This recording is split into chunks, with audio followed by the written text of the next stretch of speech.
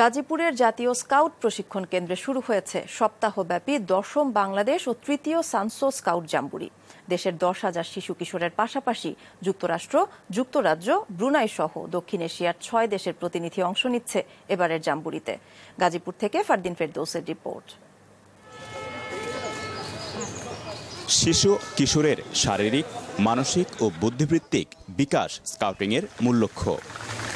এই লক্ষ্যে এরই মধ্যে গাজীপুরের মৌচাকে জাতীয় স্কাউট প্রশিক্ষণ কেন্দ্রে বিভিন্ন তাঁবুতে অবস্থান নিয়েছে দেশি বিদেশি স্কাউট।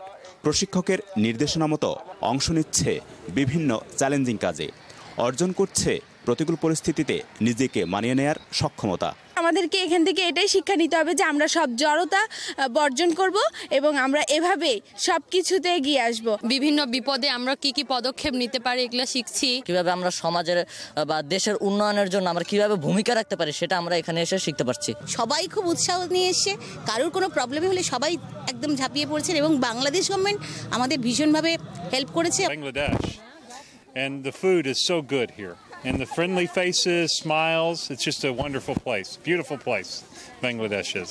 স্কাউটিং এর যে ভাবধারা অর্থাৎ ওয়ার্ল্ড ব্রাদারহুড এবং এর যে নিয়ম, সেবার যে ধর্ম, সেই সেবার ধর্ম নিয়ে স্কাউটিং গাইডিং সারা পৃথিবীতে বিস্তার লাভ করুক।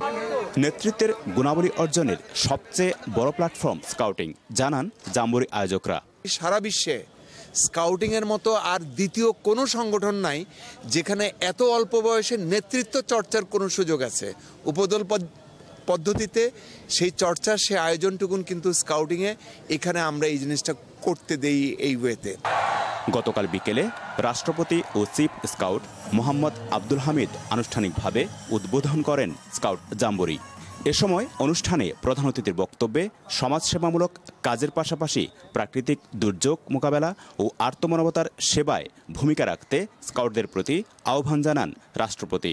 তোমাদের অবস্থান হবে মাদকের বিরুদ্ধে, সন্ত্রাস জঙ্গিবাদের বিরুদ্ধে।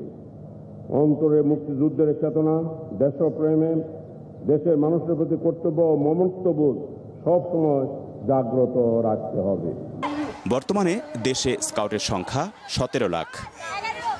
ফারদিন ফেরদৌস, মাছরাঙা সংবাদ, গাজীপুর।